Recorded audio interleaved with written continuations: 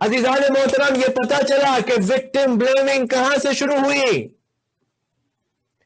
Victim blaming امیر شام نے شروع کی. کہا کہ عمار کے قتل کے ذمہ دار عمار خود ہیں، علی خود ہیں. عزیزان محترم اگر آج کوئی کھڑے ہو کر، کوئی پولیس والا، کوئی فوجی، کوئی وزیر اعظم، کوئی وزیر یہ کہتا ہے کہ فلاں عورت کے ساتھ زیادتی ہوئی، اس کے ذمہ دار وہ خود عورت ہے، تو جان لیجئے کہ وہ امیر شام کا پیروکار ہے، وہ امیر شام کا ماننے والا ہے، وہ امیر شام کی سیرت پہ چلنے والا ہے. وہ شخص ہے کہ جو زیادتی کرنے والے کو بچانا چاہتا ہے، جو قتل کرنے والے کو بچانا چاہتا ہے، جو ظلم کرنے والے کو بچانا چاہتا ہے.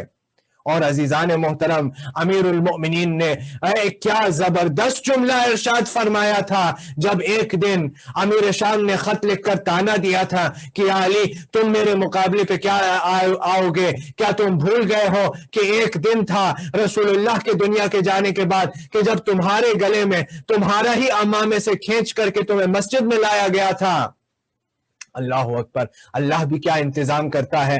لوگوں کو تو یہ بات بھلا دینی تھی، اس کا انکار کر دینا تھا کہ علی کا امامہ کبھی ان کے گلے میں ڈال کر کے انہیں کھینچ کر کے لایا گیا تھا. امیر شام نے خود کہہ دیا، امیر شام نے خود کہہ دیا خط میں کہ علی کیا تم بھول گئے کہ ایک دن تھا کہ جب تمہارے گلے میں تمہارے ہی امامے کو ڈال کر کے تمہیں کھینچ کر مسجد میں لایا گیا تھا.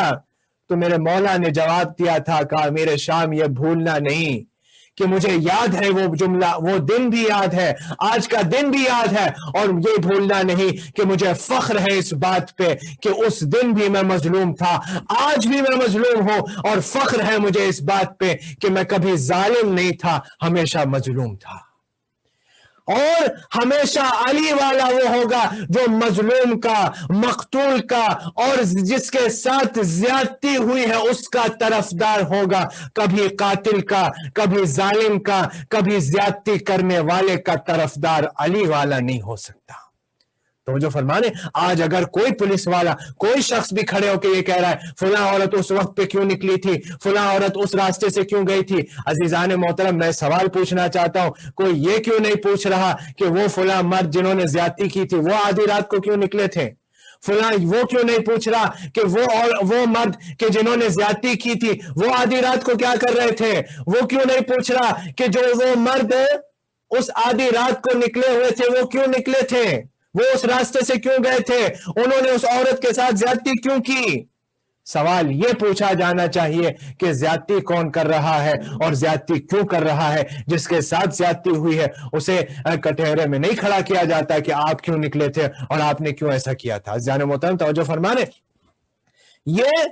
اگر یہ بات جاننی ہو، یہ بات جاننے کے لیے کربلا کیوں ضروری ہے؟ علامہ اقبال کیا خوب کہہ گئے، حقیقت ابدی ہے مقام شبیری، بدلتے رہتے ہیں انداز کوفی و شامی، بدلتے رہتے ہیں انداز کوفی و شامی. اگر حقیقت کو سمجھنا ہے تو حسین کے دروازے پر آنا پڑے گا، حسین کے در پہ آنا پڑے گا.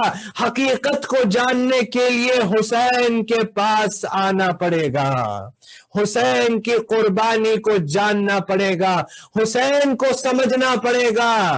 عزیزوں یہ بات پرانی ہے، نئی نہیں ہے. کوئی یہ نہ سمجھے کوئی آج بنو امیہ کے پیروکار اور بنو امیہ کے طرفدار اور بنو امیہ کے وکیل پیدا ہو گئے، نہیں، یہ پرانی بات ہے.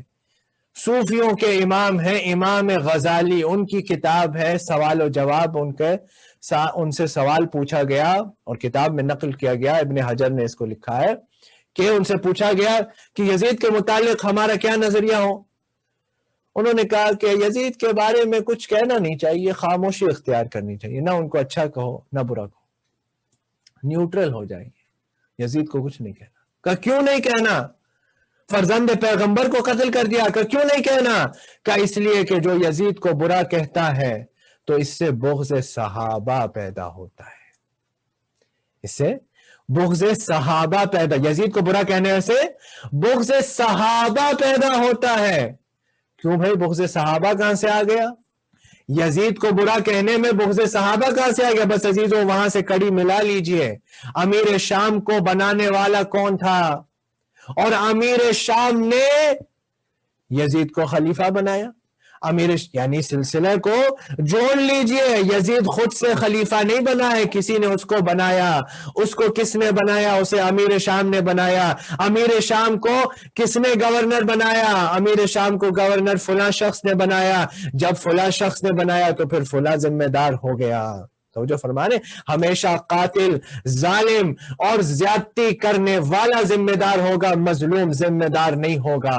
مظلوم کبھی بھی، مقتول کبھی بھی ذمہ دار نہیں ہوگا. ذمہ دار ہمیشہ قتل کرنے والا، ہمیشہ قاتل ہے، ہمیشہ ظالم ہے، ہمیشہ زیادتی کرنے